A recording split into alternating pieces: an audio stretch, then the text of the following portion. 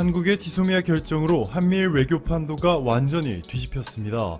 최근 미국의 마크 밀리 합참의장이 일본의 아베 총리를 만나 지소미아 문제를 논의한 것으로 알려졌는데요. 정확한 내용은 공개되지 않았지만 미국 군사 관련 가장 신뢰도가 높은 것으로 알려진 언론 마린타임스의 보도를 통해 쉽게 예측이 가능합니다. 마린타임스의 보도에 따르면 일본의 모테기 외무상이 이렇게 말합니다.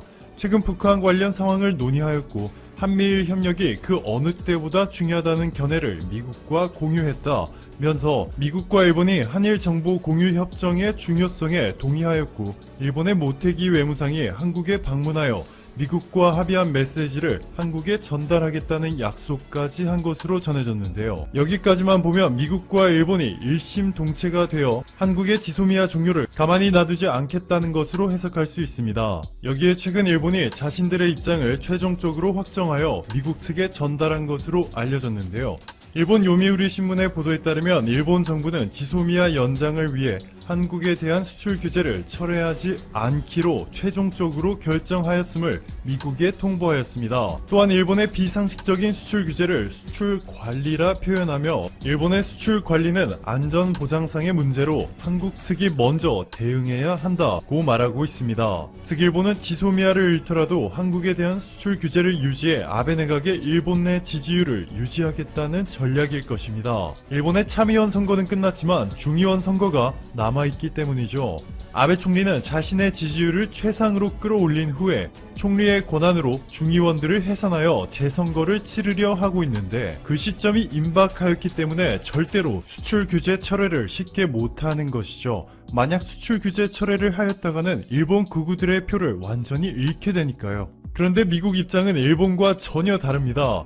한미일 중에서 지소미아를 통해 가장 큰 이익을 얻는 곳이 바로 미국이기 때문이죠. 중국의 21세기 해상 실크로드 계획인 1대1로 프로젝트에 맞서 미국의 트럼프 대통령이 인도태평양 전략을 공식 석상에서 천명하였는데요. 벌써 이를 위해 1200억 원 규모의 펀드를 만들었고 앞으로 2000억 원 이상을 추가로 투자하겠다고 발표하였습니다. 중국의 1대1로와 미국의 인도태평양 전략의 핵심이 바로 누가 아시아 지역에서 주도권을 잡느냐인데 한국이 지리적으로나 경제 규모로 보나 매우 중요한 상황입니다. 그런데 여기서 지소미아가 종료된다는 것은 미국 입장에서 치명적일 수밖에 없겠죠. 미국은 일본이 자신들의 뜻에 따르지 않으면 여러 가지 루트로 압박할 수 있습니다. 현재 일본에는 미군 5만 4천 명이 주둔하고 있는데 일본이 부담하고 있는 방위비를 4배 올려야 한다는 뜻을 트럼프가 일본에 요구한 것으로 알려졌습니다. 현재 20억 달러이니 80억 달러, 하나로 9조 3,360억 원을 내라는 것이죠. 이외에도 지금 보시는 이 영상들을 통해서 미국이 실질적으로 한국과 중대한 계약들을 다수 체결하였고 그에 따라 일본이 얼마나 심한 압박감을 느끼고 있는지 자세히 설명해 드렸습니다. 위 영상들은 영상 아래 링크 남겨둘 테니 아직 못 보신 분들께서는 참고하시면 좋을 것 같습니다. 자, 그런데 지금의 한국은 미국과 일본의 말에 고분고분 따랐던 몇 년 전과는 너무나도 다른 외교를 보여주고 있습니다. 아베 총리와 그의 측근들이 한국의 지소미아 종료 결정에 대해서 막말을 내뱉어도 제 아무리 마크 에스퍼 미국 국방장관이 청와대를 찾아 지소미아가 연장되어야 한다고 강력히 요구해도 문재인 대통령의 답변은 한결같았습니다. 안보상 한국을 신뢰하지 못한다는 이유로 수출 규제를 시행한 일본과는 군사 정보를 공유하기 어렵다 라며 지소미아에 대한 한국의 입장은 변하지 않을 것임을 강조하였습니다. 한국의 지소미아 종료 결정으로 가장 곤란한 상황에 빠져 있는 국가는 바로 일본이죠. 삼성, SK, LG 등의 한국 기업들이 일본의 수출 규제 품목들을 국산화 및 대체 수입처를 찾는 데 성공하면서 이제는 일본의 수출 규제가 오로지 아베 내각의 지지율을 위해 존재하게 되어버렸습니다. 그러니 당연히 미국은 일본이 수출 규제를 철회하고 한국과 지소미아를 유지하기를 원하고 있을 텐데 일본이 반대의 선택을 하게 되면서 미국의 타깃은 자연스럽게 한국이 아닌 일본으로 돌아가게 된 셈이죠. 지소미아 종료라는 카드 하나로 한국에 겨냥됐던 미국의 화살이 한방에 일본을 겨누게 되었습니다. 지금부터 일본은 한국에 대한 수출 규제를 유지하는 대신에 미국 무역확장법 232조에 따라 일본산 자동차에 25%의 관세가 부과될 수 있다는 것과 일본 내 5만 4천 명의 미군 주둔 비용이 현재보다 4배 더 많은 9조 3,360억 원으로 오를 수 있을 뿐만 아니라 일본 정부가 의도적으로 개입해 엔화의 가치를 낮추는 것까지 강한 압박을 받게 되겠죠. 이렇게 되면 엔저를 기반으로 한 아베노믹스 자체가 흔들리는 것으로 최근 우크라이나 스캔들로 탄핵 압박을 받고 있는 트럼프 대통령보다 아베 총리가 탄핵당할 확률이 끝날 기미가 보이지 않고 있습니다. 윌버러스 미국 상무장관이 15일까지 중국과의 무역 합의가 최종 도출되지 않으면 1,560억 달러 중국 수입품에 15% 관세 부과를 강행할 것이라고 밝혔습니다. 미국은 끊임없이 중국을 압박하고 있고 트럼프는 전 세계 국가들에게 중국 화해의 제재에 동참시키려고 하고 있습니다.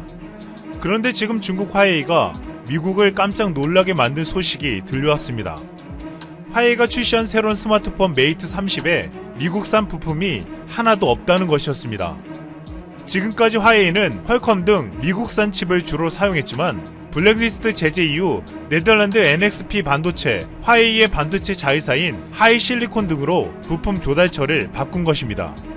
미국의 반도체 없이는 스마트폰을 만들 수 없을 거란 예상과 달리 화웨이는 미국 없이도 스마트폰을 버젓이 만들어낸 것입니다.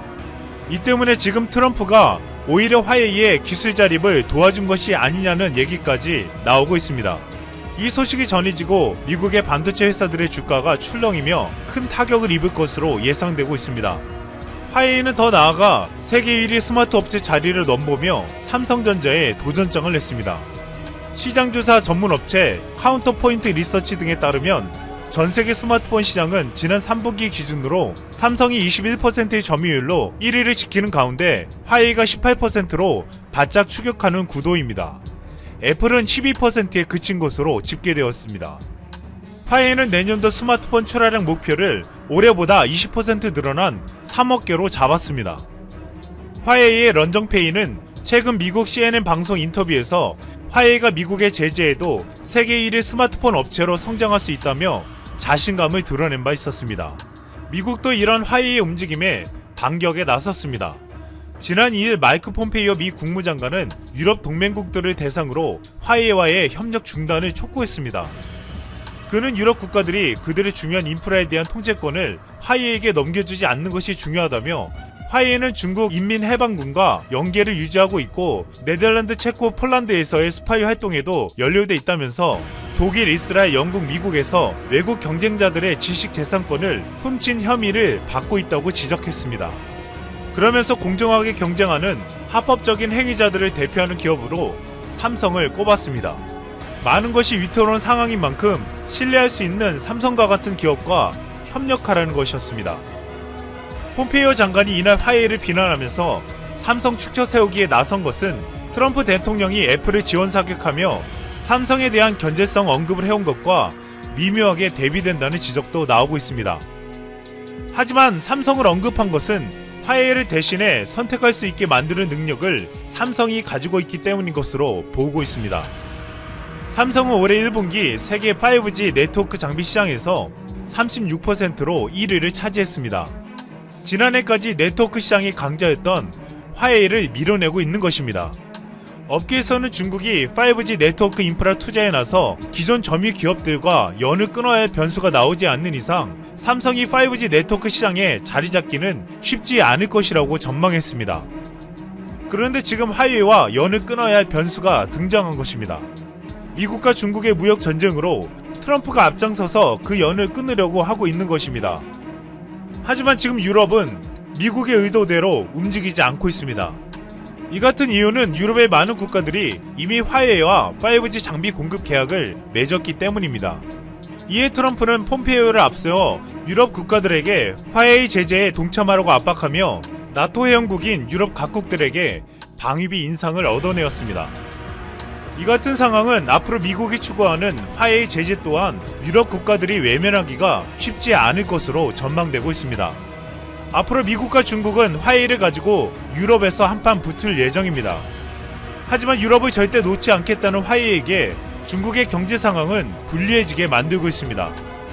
지금 중국은 경제 전역에서 이상 신호를 나타내며 부도철까지 돌고 있습니다.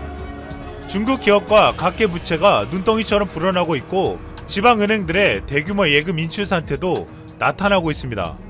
이에 전문가들은 트럼프의 강력한 압박에 중국이 얼마나 버틸 수 있을지 의구심을 자아내고 있습니다.